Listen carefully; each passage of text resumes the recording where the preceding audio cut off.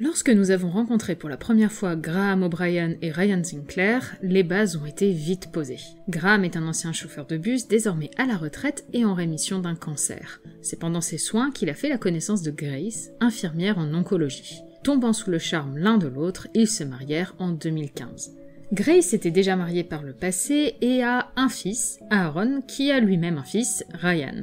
En 2012, la mère de Ryan décède, et Aaron étant souvent absent, c'est Grace qui va désormais élever son petit-fils. Graham arrive donc dans cette famille morcelée dans laquelle Ryan ne semble pas souhaiter lui faire une place. Ryan n'a pas eu une enfance facile.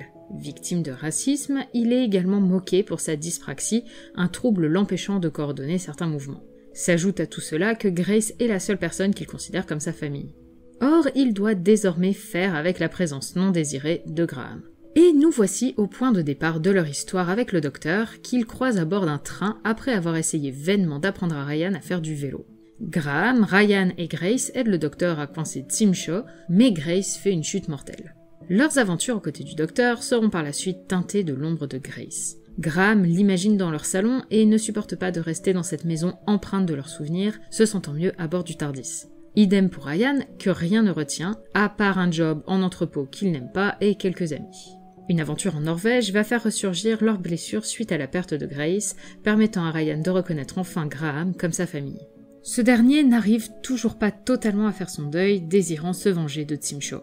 Mais Graham n'est pas ce genre d'homme. Une ultime rencontre avec le meurtrier de sa femme lui permet d'enfin faire son deuil et d'avancer.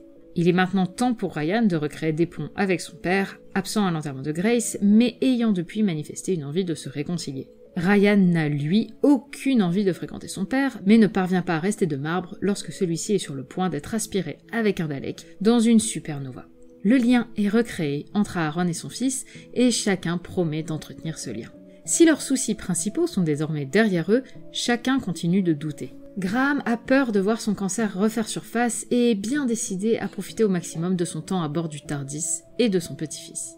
Ce dernier est de plus en plus en proie au doute. Son meilleur ami Thibaut a besoin de son soutien, or Ryan est souvent absent. Il commence à questionner sa vie à bord du TARDIS et les dangers et révélations qui l'accompagnent. Son retour brutal sur Terre pendant 10 mois le convainc que sa place n'est plus à bord du TARDIS et qu'il est temps pour lui de reprendre sa vie normale et d'être là pour ses proches. Hors de question pour Graham de laisser son petit-fils seul et jugeant sa vie familiale plus importante que la vie dans le TARDIS, il quitte lui aussi le vaisseau à contre-cœur. Graham est le compagnon qui a eu le plus de développement en saison 11. Craignant au départ qu'il ne soit que le rigolo de la bande, le petit vieux qui lance des boutades dans les moments les plus dramatiques, eh bien je me suis vite rendu compte qu'il allait être bien plus que ça. C'est un personnage en proie au doute, dévoré par son deuil, et qui sait également être un excellent conseiller et une oreille attentive. C'est un personnage qui est passé par des craintes très humaines au fil de ses aventures extraordinaires, craignant un retour de son cancer comme nous le craignons tous pour lui. La saison 11 a été rythmée par sa vie de famille dramatiquement chamboulée. Grace est toujours avec lui, telle une ombre le suivant quoi qu'il fasse. Revenir chez lui devient insupportable tant cette présence invisible se fait pesante. Là où Ryan arrive à faire son deuil, le processus est beaucoup plus lent et douloureux pour Graham. Toute l'évolution du personnage est marquée par ce blocage émotionnel et son désir de vengeance, et il ne trouvera la paix que lorsqu'il pourra enfin dire adieu à Grace et qu'il pourra affronter Tim Shaw. C'est un développement de personnage très humain, très doux amer, qui m'a bouleversé plusieurs fois au cours de la saison 11. Et je pardonne donc un peu à la saison 12 de s'attarder beaucoup moins sur Graham, car il en a soupé pendant toute la saison précédente et est enfin plus ou moins en paix avec lui-même, malgré la peur du retour de son cancer. D'ailleurs, même si l'arc narratif de Graham s'est globalement conclu à la fin de la saison 11, il est toujours présent pour soutenir ses camarades dans la saison 12. J'aurais aimé qu'il soit plus actif, mais son importance en saison 11 justifie qu'il soit désormais un peu en retrait pour laisser briller Yaz. Bref, l'arc de Graham était fini, et si j'éprouve un petit pincement au cœur à l'idée qu'il soit parti, on ne pouvait pas ajouter grand chose à son personnage, et son départ était donc totalement justifié. Mais là où je suis satisfaite du départ de Graham, sans sentiment de trop peu, je suis loin d'éprouver la même satisfaction pour Ryan. Pourtant, il semble logique de le faire partir maintenant. Logique mais blasant, car en 2 saisons, j'ai l'impression que rien n'a été fait de Ryan. Ryan, c'est le jeuneau de la bande, celui qui a une chaîne YouTube, le dragueur qui aime bien s'amuser, écouter de la musique et jouer au basket avec ses potes. Mais c'est surtout un personnage qui n'a jamais été développé en profondeur. Pourtant, il y avait de nombreuses pistes introduites, des réflexions sur le racisme par exemple, ou encore l'évolution de sa relation avec Graham. Si ces 2 points ont été traités à mon sens convenablement, d'autres pêchent beaucoup plus. Le traitement de son handicap est ma plus grosse déception vis-à-vis de ce personnage. L'introduction d'un personnage porteur d'un trouble moteur tel que la dyspraxie était une décision osée et très intéressante, et sa place dans la relation entre Ryan et Graham, créant une boucle entre leur première et leur dernière scène, est un des points que je préfère dans le développement de Ryan. Mais entre ces deux épisodes, qu'en est-il? À part voir Ryan rater un panier ou trébucher occasionnellement, il n'est jamais vraiment mis en difficulté par ce handicap. Celui-ci n'est jamais vraiment pris en compte, semblant disparaître comme par magie quand il faut s'enfuir à toutes jambes ou se dépêcher. On part avec une bonne intention, mais montrez-nous ce que ça implique vraiment. Bien sûr, cela veut dire qu'il faut ajouter des complications, de nouveaux obstacles à résoudre, mais pourquoi représenter un handicap si on ne compte pas essayer de résoudre les problèmes qu'il est censé impliquer? Ah, si la dyspraxie était la seule caractéristique de Ryan qui aurait mérité plus de développement. La saison 12 a été de ce point de vue-là plutôt décevante. Parlons de Thibault, le meilleur ami de Ryan, qu'on voit vaguement dans une rapide scène de Spyfall avant de le retrouver plus longuement dans Can You Hear Me. C'est un personnage en soi intéressant, avec un parcours chaotique et un besoin d'être soutenu par un ami absent alors qu'il est envahi de pensées sombres et dépressives.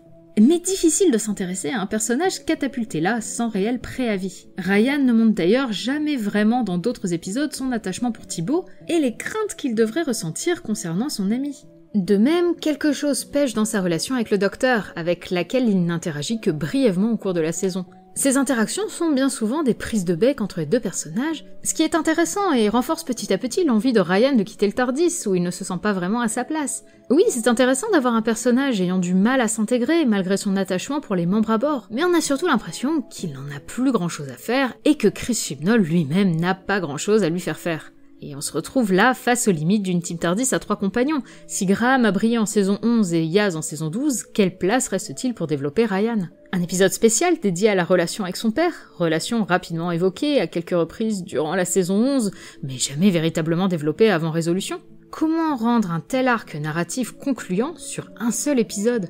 Ryan a mis une saison complète pour accepter Graham, mais ne mettrait que quelques heures à tout pardonner à son père? Et où se trouve ce dernier en saison 12? Ryan, c'est un condensé d'idées jetées en l'air, mais jamais vraiment développées sur le long terme. Ce qui est pour moi une vraie déception, car j'ai apprécié ce personnage. Pourtant, je sais qu'il ne me marquera pas, au contraire de son grand-père. Mais il me faut tout de même revenir sur un point qui m'a beaucoup touché à propos de Ryan et Graham. Il s'agit bien entendu de leur départ. C'est un départ sans gros enjeux, sans adieu définitif ou déchirant. C'est un retour au quotidien à la simplicité déstabilisante. La simplicité et la douceur de ces départs en font des départs uniques et fidèles aux personnages, qui n'ont jamais été surpuissants et sont toujours restés très humains. On a ici 2 compagnons décidés à rester ensemble et former enfin une famille normale. 2 personnages qui font le choix de partir, choix rarement laissé aux compagnons qui se retrouvent souvent sur le bord de la route par la force des choses. Ils gardent toutefois goût à l'aventure, Ryan Sinclair et Graham O'Brien, sauveurs de l'humanité. En définitive, leur histoire fut une histoire de famille à échelle humaine, d'un genre rafraîchissant et inhabituel pour Doctor Who. En témoigne le retour de la scène du vélo à la fin de Revolution of the Daleks. Ils sont de retour dans leur vie quotidienne, tout semble similaire, et pourtant tant a changé pour eux. Et même si je regrette un peu le développement en dents de scie de Ryan, je dois bien admettre que sa relation avec son grand-père reste dans mon cœur une des choses les plus simples et douces qu'a su créer Doctor Who. Et maintenant, place à l'avenir.